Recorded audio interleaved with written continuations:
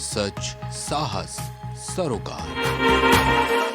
नमस्कार, मैं हूं मयूरी श्रीवास्तव। आप देख रहे हैं प्राइम टीवी। रुक करते हैं इस वक्त की बड़ी खबर की ओर। कुख्यात संजीव महेश्वरी उर्फ जीवा पर गोलियां दागने के लिए हमलावर घात लगाए बैठा रहा। वह वकील के लिबास में था, इसलिए उस पर किसी तरह का शक नहीं हुआ। जैसे ही अपने केस की बारी आते ही जीवा कोर्ट रूम के कटघरे की तरफ चला।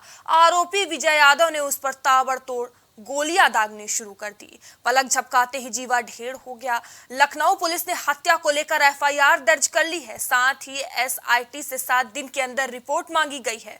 वहीं अब इस घटना पर समाजवादी पार्टी के मुखिया अखिलेश यादव ने कई सवाल दागे हैं। अखिलेश यादव ने कानून व्यवस्था की स्थिति को लेकर प्रदेश की योगी सरकार को घेरा है। उन्होंने कहा कि प्रदेश में कानून व्यवस्था बिगड़ चुकी है। हमें लगता है कि प्रदेश का इंजन और केंद्र के इंजन में सामंजस्य नहीं है। क्या दिल्ली और लखनऊ में इंजन टकरा रहे हैं? प्रदेश में सबसे ज्यादा महिलाएं राजधानी लखनऊ में असुरक्षित हैं। उत्तर प्रदेश की अगर कानून व्यवस्था देखें तो पीछे मुड़कर देखना चाहिए। आखिरकार लगातार कार्यवाहक डीजीपी क्यों? कौन मर रहा है? सवाल यह कि किस स्थान पे मारा जा रहा है। जो सबसे ज्यादा सिक्योरिटी एरिया है वहां मारा जा रहा है। पूरे उत्तर प्रदेश के इतिहास में एफआईआर और जहर खाने के लिए मुख्यमंत्री आवास पे इतने लोग कभी नहीं आए जितने इस भारतीय जनता पार्टी की सरकार में आए। एसटी कोर्ट रूम में बुधवार दोपहर वकील के वेश में आए हमलावर ने ताबड़तोड़ गोलियां बरसाई। मजिस्ट्रेट के सामने हमलावर ने कुख्यात अपराधी पर माफिया मुख्तार का बेहद करीबी गैंगस्टर संजीव महेश्वरी उर्फ जीवा को ढेर कर दिया। 2 पुलिस कर्मियों, एक 1.5 साल की बच्ची व उसकी मां को भी गोली लगी। वकीलों ने दौड़कर हमलावर को दबोच लिया और पीटकर पुलिस के हवाले कर दिया। घायलों को ट्रामा में भर्ती कराया गया। वारदात से आक्रोशित वकीलों ने प्रदर्शन कर पथराव कर दिया, जिसमें एसपी चौक का सिर फट गया। बता दें कई वाहन भी क्षतिग्रस्त हो गए हैं। आला अधिकारी भारी पुलिस बल के साथ मौके पर पहुंचे, तब हालात पर काबू पाए। बता दें कल लखनऊ में इस बड़ी घटना को अंजाम दिया गया। और इस खबर पर अधिक जानकारी के साथ हमारे सहयोगी सागर हमसे जुड़ चुके हैं। सागर, लखनऊ के कोर्ट परिसर में कल शाम कुख्यात गैंगस्टर को मौत के घाट उतार दिया। क्या कुछ अपडेट है इसमें?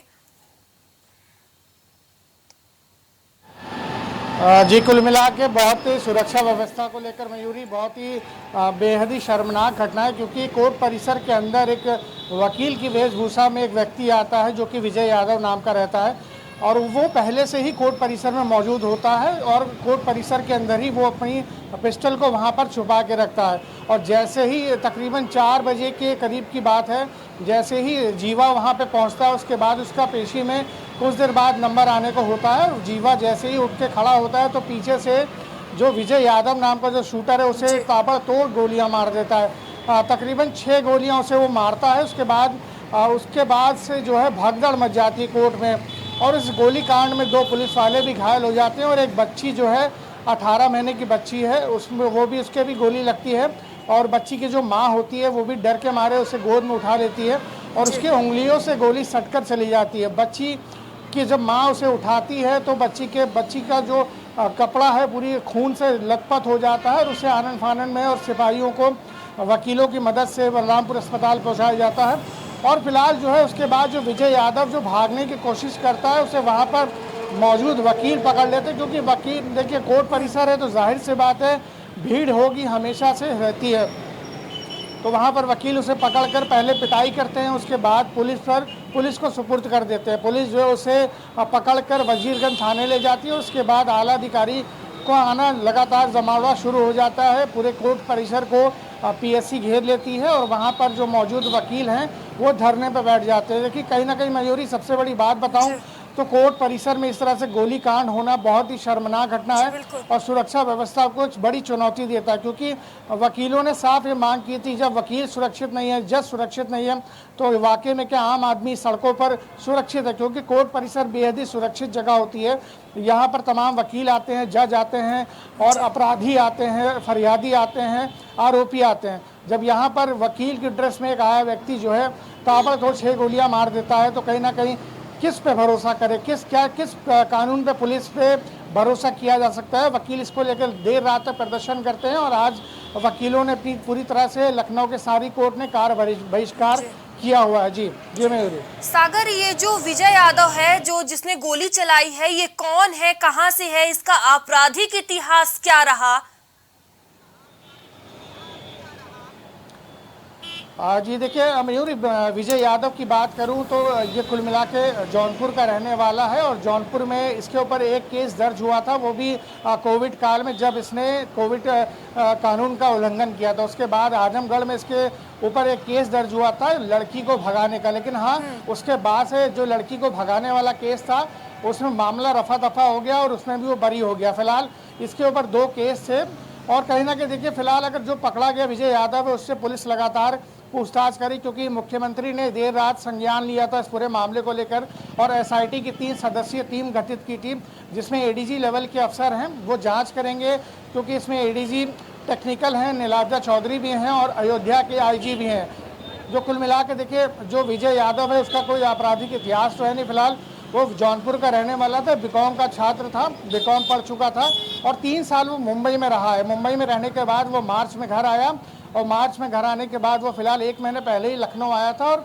उसके घर वालों के मुताबिक उसने 1 महीने पहले से ही लखनऊ में ये बताया था कि वो लखनऊ नौकरी करने जा रहा है, लेकिन संपर्क उसने अपने घर वालों से बिल्कुल भी साधा नहीं था, बिल्कुल पूरी तरह से बंद कर दिया था संपर्क, क्योंकि उसके घर वाले इस बात से अनजान थे कि उनका बेटा इस तरह से ही इतनी बड़ी जघन्य अपराध कर सकता है। और दूसरी बात, जो विजय यादव उसके पास से बाहर की पिस्टल बरामद हुई है जिसकी तकरीबन देखिए 5 से 6 लाख कीमत है और इसकी एक जो गोली है वो 1500 से 2000 के बीच में आती है।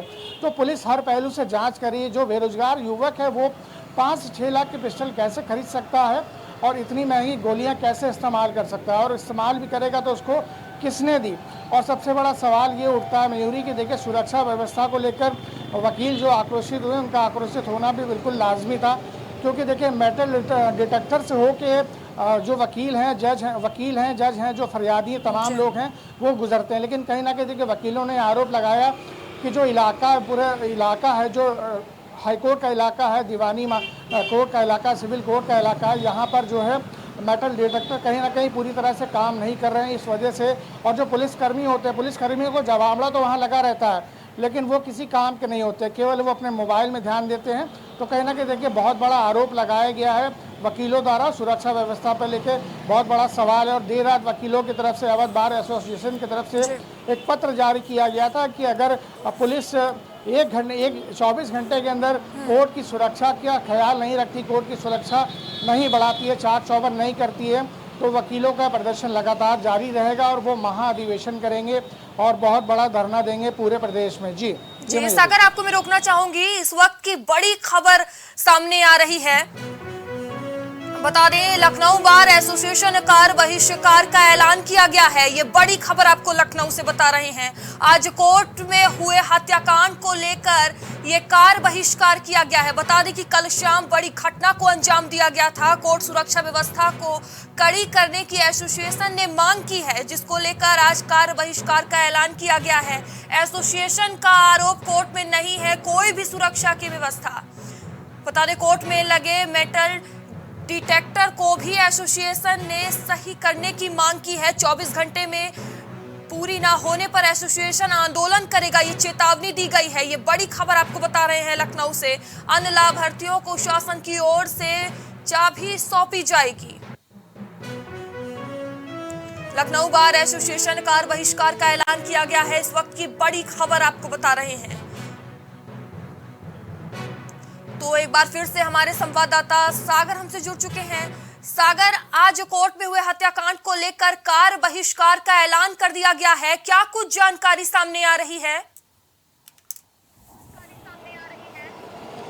जी बिल्कुल मयूरी, जाहिर सी बात है कोर्ट परिसर की सुरक्षा को लेकर वकील हमेशा से सवाल उठाते आए हैं सरकारों पर। उन्होंने कई बार प्रार्थना पत्र भी दिया है, कई बार शिकायती पत्र भी दिया है, लेकिन इतनी बड़ी घटना के बाद होने के बाद अगर पुलिस या फिर सरकार अगर इस मामले को संज्ञान लेती है तो कहीं ना कहीं देखिए बहुत बड़ी भूल होती कानून व्यवस्था को लेकर। क्योंकि देखिए जाहिर सी बात है उत्तर प्रदेश है, बहुत बड़ा प्रदेश है, राजधानी लखनऊ है, सूबे की जो सरकार है वो यहीं से चलती है। प्रदेश के जो बड़े अधिकारी हैं, आला अधिकारी से लेकर जो मुख्यमंत्री हैं और डीएम है, तमाम जो बड़े लोग हैं, बड़े आला अधिकारी, वो यहीं बैठते हैं।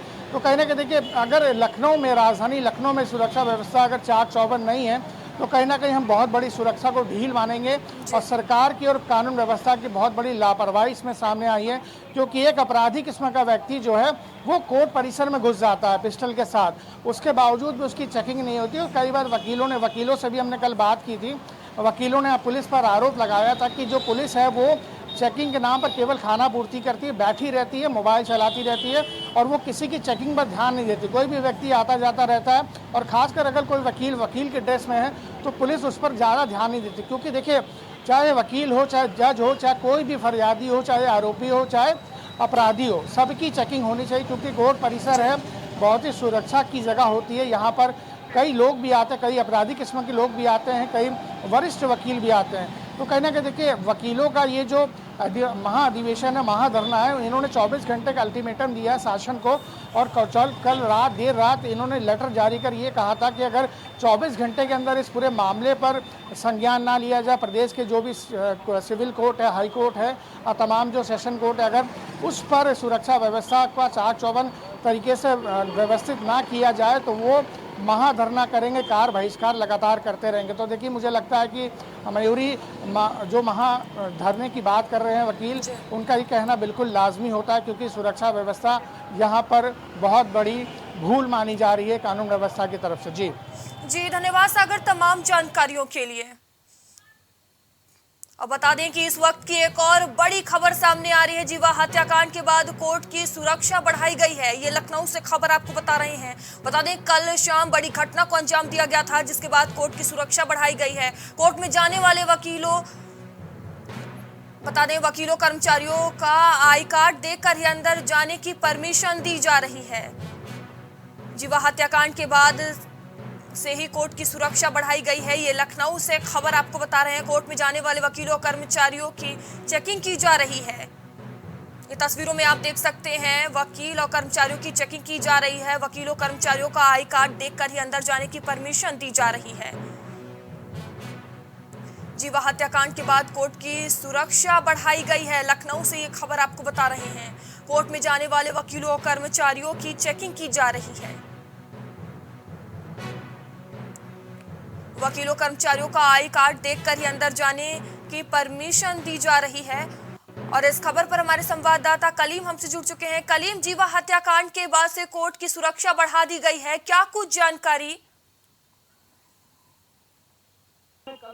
शूटआउट की घटना सामने आई थी, उसके बाद से वकीलों ने अपना विरोध भी दर्ज कराया था। लेकिन अब जो सुरक्षा व्यवस्था की बात की जाए तो सुरक्षा व्यवस्था को लेकर कोर्ट परिसर में बाकायदा असलहे के साथ सभी पुलिसकर्मी तैनात किए गए हैं। यहाँ पर पीएससी भी तैनात की गई। इसके साथ ही जो भी आज कोर्ट परिसर के अंदर दाखिल हो रहा है उसकी आइडेंटिटियां चेक की जा रही है, उसके बाद अंदर उसको प्रवेश दिया जा रहा है। इसको लेकर के आज इस तरीके से की तस्वीरें देखी गई। सुबह से ही कोर्ट परिसर के लगभग 1 किलोमीटर के दायरे में पुलिसकर्मी पूरी तरीके से असलहे से लैस तैनात किए गए हैं और हर आने जाने वाले संदिग्धों पर भी निगाह रख रहे हैं। क्योंकि कल की जो घटना हुई है उस घटना को लेकर लोगों में काफी आक्रोश भी है। क्योंकि अधिवक्ताओं की बात करें तो उनमें भी काफी आक्रोश है।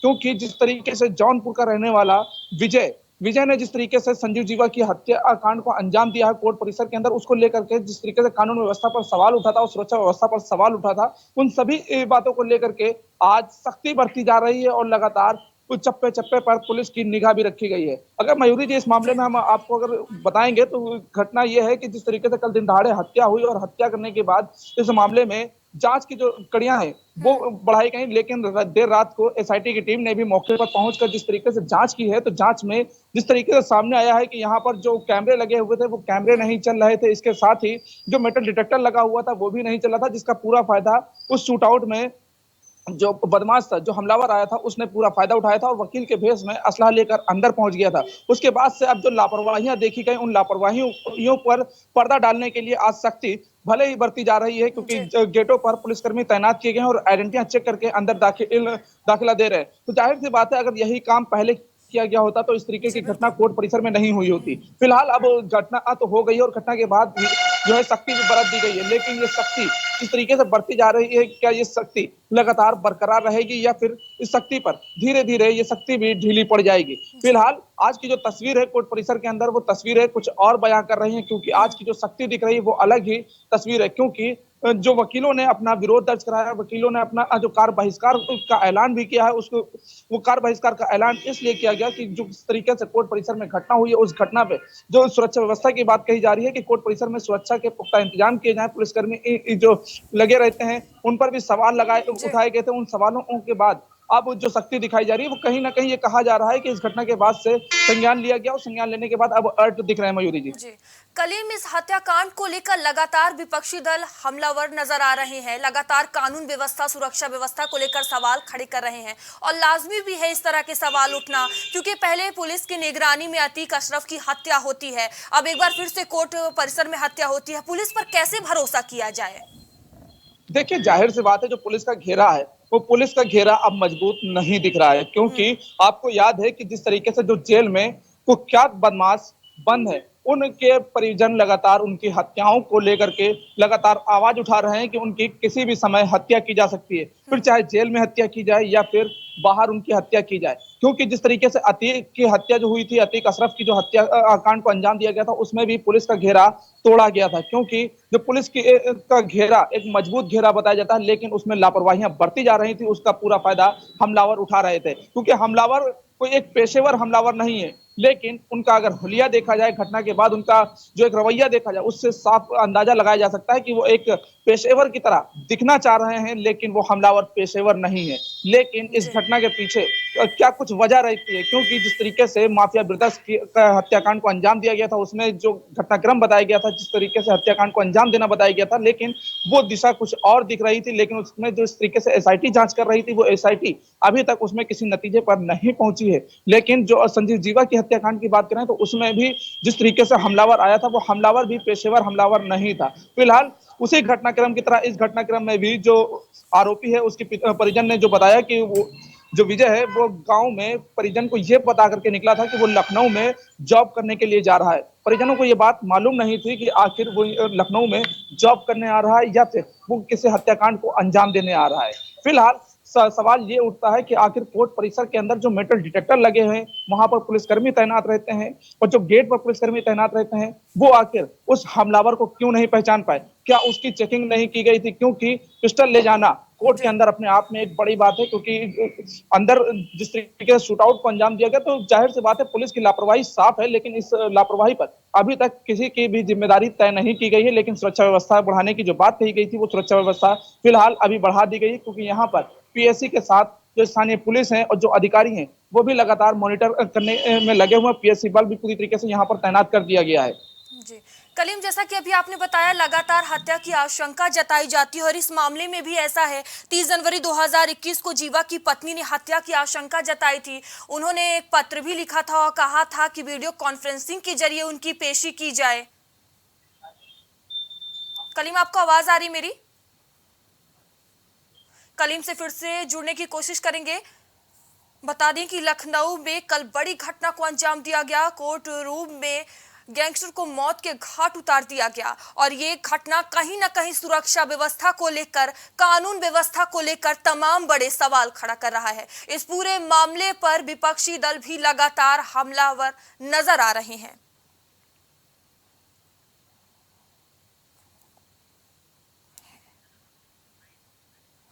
और इस पूरे हत्याकांड को लेकर अखिलेश यादव ने क्या कुछ कहा है, आइए आपको एक बार फिर से सुनाते हैं। कौन मर रहा है? सवाल ये कि किस स्थान पे मारा जा रहा है। जो सबसे ज्यादा सिक्योरिटी एरिया है वहां मारा जा रहा है। पूरे उत्तर प्रदेश के इतिहास में एफआईआर और जहर खाने के लिए मुख्यमंत्री आवास पे इतने लोग कभी नहीं आए जितने इस भारतीय जनता पार्टी की सरकार में आए। बता दें कि कल शाम लखनऊ में बड़ी घटना को अंजाम दिया गया है। वहीं अब बता दें कि कोर्ट की सुरक्षा भी बढ़ा दी गई है। हत्याकांड को लेकर अब ये सुरक्षा बढ़ाई गई है। कोर्ट सुरक्षा व्यवस्था को कड़ी करने के लिए एसोसिएशन ने अब बता दें कि मांग भी कर दी है। उन्होंने कार बहिष्कार का ऐलान कर दिया है। सुरक्षा को लेकर मांग की गई है।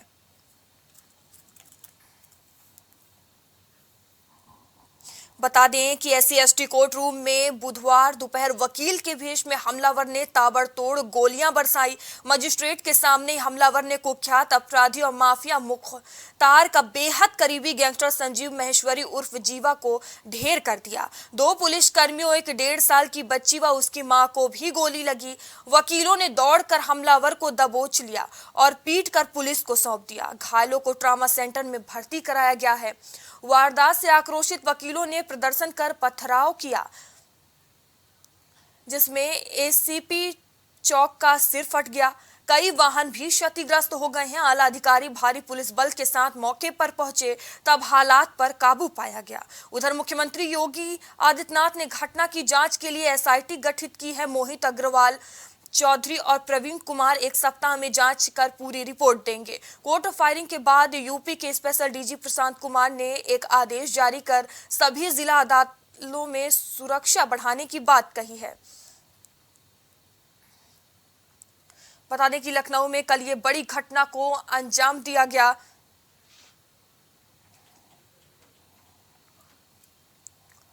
कोर्ट रूम में हत्या की गई, जज के सामने ही गोलियां बरसाई गई। बता दें कि इस पूरे मामले को लेकर अब सुरक्षा व्यवस्था, कानून व्यवस्था को लेकर सवाल खड़े होते नजर आ रहे हैं। बता दें कि लगातार इस हत्याकांड को लेकर अब विपक्षी दल भी हमलावर हैं, जहां अखिलेश यादव ने कहा कि अगर हम कुछ बोलेंगे तो कहेंगे समाजवादी पार्टी ने मरवा दिया। प्रदेश में ये कैसा लॉ एंड ऑर्डर है, जहां चाहो वहां मार दो। सरकार ने खुली छूट दे रखी है। और इस पूरे मामले पर मायावती ने कहा ट्वीट कर कि लखनऊ कोर्ट परिसर में हुई हत्या यूपी में कानून व्यवस्था और अपराध नियंत्रण के मामले में सरकार के लिए बड़ी चुनौती है। ऐसी घटनाओं से आम जनता में काफी दहशत है। सरकार सख्त कदम उठाए। लगातार विपक्षी दल इस पूरे मामले पर हमलावर नजर आ रहे हैं। और इस खबर पर हमारे संवाददाता कलीम एक बार हमसे जुड़ चुके हैं। कलीम, जैसा कि अभी आपने कहा कि लगातार हत्या की आशंका जताई जाती है और इस मामले पर भी यही हुआ। 30 जनवरी 2021 को जीवा की पत्नी ने हत्या की आशंका जताई थी और पत्र लिखकर कहा था कि कोर्ट में पेशी वीडियो कॉन्फ्रेंसिंग के जरिए होनी चाहिए। फिर ऐसी लापरवाही तमाम बड़े सवाल खड़े कर रही है। देखिए मयूरी जी, साफ है कि जिस तरीके से संजीव जीवा को लखनऊ की जेल में हाई सिक्योरिटी बैरक में रखा जा रहा था, लेकिन जब पेशी पर लाया गया तो आखिर लापरवाही क्यों बरती गई? क्योंकि जो घेरा था, घेरे में जो पुलिसकर्मी तैनात होने बताए जा रहे थे, वो पुलिसकर्मी भी तैनात नहीं थे। बस 4 से 5 पुलिसकर्मी उसके इस सुरक्षा में लगे हुए थे, जो उसको कोर्ट में पेश करने के लिए लाए थे। लेकिन इस दौरान जिस तरीके से वकील का होलिया लेकर के बदमाश असलहे के साथ संजीव जीवा तक पहुंचा और उसको देख करके तुरंत ही फायरिंग शुरू कर दी, जिससे उसकी मौके पर ही मौत हो गई थी। लेकिन इस हमले में 2 सिपाही, 1 दरोगा समेत 1 मासूम बच्ची भी घायल हो गई। फिलहाल जिस तरीके से घटना हुई उसमें साफ तरीके से, पूरी तरीके से लापरवाही देखी गई है, क्योंकि लगातार संजीव जीवा की पत्नी इस मामले को लेकर शिकायती पत्र दे रही थी, सुरक्षा की मांग कर रही थी कि उसके पति की हत्या किसी भी समय कराई जा सकती है, फिर चाहे उसकी जेल में हत्या हो या फिर पेशी पर लाने के दौरान उसकी हत्या की जाए। लेकिन इस तरीके की जो आशंकाएं जताई जा रही थी उस पर भी लगातार लापरवाही बरती गई, क्योंकि जो घेरा है, पुलिस के घेरे के बीच हत्या करना अपने आप में एक बड़ी बात है कि आखिर पुलिस सुरक्षा के घेरे में को तोड़ करके बदमाश एकाएक उस पर हमला कर रहा है, तो जाहिर सी बात है अपने आप में एक बड़ा सवाल खड़ा करता है कानून व्यवस्था को लेकर। क्योंकि कानून व्यवस्था की जो बात की जाती है कि कानून व्यवस्था है पूरी तरीके से दुरुस्त है और उस पर पूरी तरीके से सख्त दिख रहे हैं, लेकिन ये सख्ती कहाँ गई, इस साफ सामने की तस्वीर है। क्योंकि जो हाईकोर्ट है, जहां पर पेशी पर बदमाश लाए जाते हैं, गैंगस्टर के बड़े अपराधी लाए जाते हैं, क्योंकि यहाँ पर जो हाई सिक्योरिटी बैरक के पुलिस में बंद होते हैं, उनको जो पुलिस घेरे के साथ पुलिसकर्मी लाते हैं, क्योंकि उनको ले जाने के लिए गेट दूसरा होता है, उस गेट से अंदर दाखिल होते हैं। लेकिन उस गेट से अंदर दाखिल होने के दौरान भी क्या उन लोगों की चेकिंग नहीं की गई जो वकील लोग अंदर पहुंचते हैं? क्योंकि जिस तरीके से वकील का होलिया लगा करके बदमाश पहुंचा, तो जाहिर सी बात है कि वो पूरी तरीके से इस घटना की रेकी कर चुका था, पूरी जानकारी कर चुका था और उसको पूरा घटनाक्रम मालूम था कि आखिर संजीव जीवा को किस वक्त कोर्ट में पेश किया जाना है। क्योंकि इस तरीके की जो घटना को अंजाम दिया है संजीव जीवा की, लेकिन इस मामले को लेकर अब जो सख्तियां बरती जा रही है, वो सख्तियां ये पहले अगर बरती जाती तो जाहिर सी बात है ये इतना बड़ा शूट आउट का जो कांड है वो बच जाता। फिलहाल कोर्ट परिसर के अंदर की घटनाएं लगातार बढ़ रही हैं, क्योंकि आपको याद होगा, फिर चाहे दिल्ली कोर्ट की बात की जाए या फिर सूरत कोर्ट की बात की जाए, उसके बाद राजधानी लखनऊ में इस तरीके की घटना सामने आना अपने आप में एक बड़ी बात है, क्योंकि कोर्ट जी परिसर बिल्कुल। की सुरक्षा व्यवस्था जो बात है, क्योंकि वहां पर जज रहते हैं, वहां पर लोगों को न्याय मिलता है, लेकिन वहां पर इस तरीके की लापरवाही बरतना अपने आप में एक बड़ा सवाल खड़ा कर रहा है। लेकिन अब देखना यह है कि जिस तरीके से कानून व्यवस्था पर सवाल उठा है, विपक्षी पार्टियां भी लगातार इस पर निशाना साध रही हैं, लेकिन अब जो घेरा बनाया जा रहा है कि ये घेरा कितना मजबूत साबित होता है। फिलहाल जो आज की तस्वीरें हैं कोर्ट के बाहर की, वो ये जी। है कि कोर्ट के अंदर जो भी वकील दाखिल हो रहा है, उसकी आइडेंटिटियां चेक की जा रही हैं, उसके बाद उसको अंदर प्रवेश दिया जा रहा है। लेकिन सवाल यही है कि आखिर पुलिसकर्मियों ने लापरवाहियां क्यों बरती हैं, क्योंकि जो कैमरे जी। लगे थे वो कैमरे भी खराब क्यों थे, और जो मेटल डिटेक्टर लगा हुआ था वो भी आखिर खराब क्यों था, क्योंकि अगर खराब था तो इस मामले की जानकारी पहले क्यों नहीं दी गई कि आखिर इस तरीके की लापरवाहियां बरती गई, और लोग आते जाते रहे, पुलिसकर्मी वहां पर जो तैनात थे वो केवल अपने मोबाइलों पर लगे रहे, और इस मामले की जानकारी अधिकारियों को नहीं दी गई, जबकि इस मामले को लेकर कोर्ट भी सख्त था कि कोर्ट की सुरक्षा व्यवस्था बढ़ाई जाए, जो पुलिसकर्मी वहां पर लगे हैं उनमें भी सख्ती बरती जाए। लेकिन लगातार लापरवाहियां दिखती रही और इसका पूरा फायदा बदमाश उठाता रहा, और इस जी। फायदे को उठाते हुए उसने कोर्ट परिसर के अंदर ही एक बड़ी घटना को अंजाम दे डाला। फिलहाल अभी तक किसी भी की भी जिम्मेदारी नहीं तय की गई है। बात की जाए चाहे अधिकारियों की या फिर कर्मचारियों की, अब सवाल उठता है कि आखिर इस लापरवाही का दोषी कौन है। फिलहाल एक सप्ताह की जो बात कही गई है एसआईटी गठित करके, उसमें जो जांच की बात कही जा रही है, आखिर जांच की रिपोर्ट क्या कुछ आएगी, क्योंकि आपको याद है अतीक और अशरफ हत्याकांड में भी 3 एसआईटी टीम गठित की गई थी, जो अभी तक किसी नतीजे पर नहीं पहुंच सकी है। उसी तरह इस मामले को भी अब देखने की बात कही जा रही है, लेकिन जो एसआईटी की टीम गठित की गई है, एक सप्ताह में रिपोर्ट देने की बात कही गई है, उस रिपोर्ट में आखिर क्या कुछ आएगा, ये लगातार सवाल बना हुआ है। मयूरी जी। जी धन्यवाद कलीम तमाम जानकारियों के लिए। तो बता दें कि लखनऊ में कल ये बड़ी घटना को अंजाम दिया गया है। कुख्यात गैंगस्टर को गोलियों से भूनकर मौत के घाट उतार दिया गया है, और इस हत्याकांड से पूरे कोर्ट परिसर में बता दें कि वकीलों ने कार्य बहिष्कार का ऐलान कर दिया है, लगातार सुरक्षा व्यवस्था को लेकर मांग कर रहे हैं। वहीं इस हत्याकांड को लेकर लगातार सुरक्षा व्यवस्था और कानून व्यवस्था को लेकर भी सवाल खड़े हो रहे हैं। वहीं विपक्षी दल भी लगातार कानून व्यवस्था और सुरक्षा व्यवस्था को लेकर हमलावर नजर आ रहे हैं। वहीं इस पूरे मामले पर सीएम योगी ने एक्शन लेते हुए एसआईटी का गठन भी कर दिया गया है, और इस पर जांच भी की जा रही है। अब देखने वाली बात होगी कि इसमें क्या कुछ सामने आता है। फिलहाल अभी के लिए इतना ही, आगे आपसे फिर होगी मुलाकात, तब तक ले बने रहिए प्राइम टीवी के साथ। नमस्कार।